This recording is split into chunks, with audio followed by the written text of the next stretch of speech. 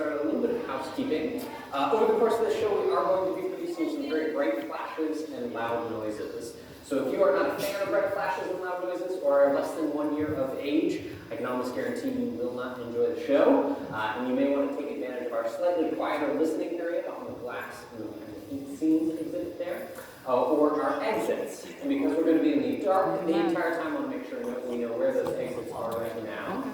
So if you are on the 2 floors, it's going to be the door directly behind you. You probably came through. But if you are sitting down around the theater, we have a few different options. You can follow this red carpeting around to the staircase, get up the stairs and out the door you probably came in. You can also follow this red carpeting around to the back side of the theater throughout the show. In addition, anytime I'm about a little taste of what that is going to look and sound like. I'm covering my ears for this. I highly advise you cover your ears as well.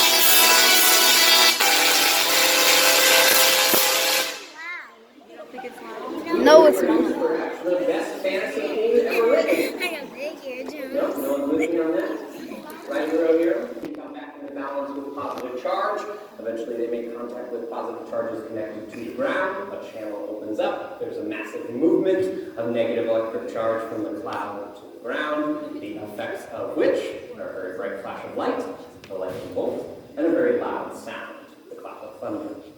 Now, anytime we start to talk about that many charges moving all at once, there is a third effect. We happen to have a tire. And so we're going to test whether it really is that insulating rubber that protects us. I'm going to go ahead and turn the Van Graph on, and I'm going to try and strike that tire. If it's true, insulating rubber protects us, those charges probably won't be able to find a path to the ground, we probably won't observe anything at all. If it's not true, what we'll observe is that the Van Graph will strike that tire, those charges will continue to move right through that insulating rubber, and they'll reemerge as like a secondary lightning bolt in between those four white holes. So keep your eyes peeled on those four white holes, go ahead and cover your ears, and let's see if we can strike that tire.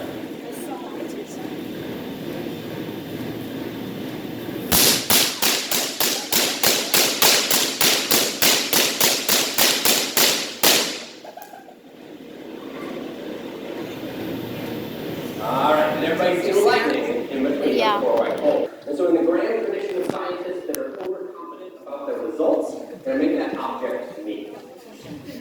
So I'm going to stick myself inside this giant metal bird cage, raise myself up so that I am the tallest object in the theater, most likely to be struck by lightning, and we're going to see whether I can survive a strike or two.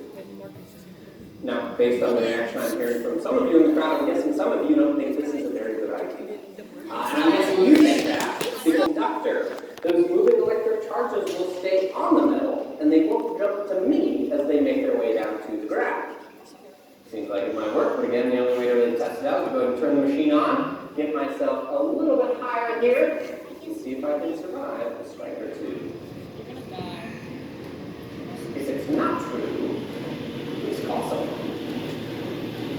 Alright, that should be just about high enough right there. I am definitely covering my ears for this. I highly advise you cover your ears as well. Let's see if I can survive a few strikes.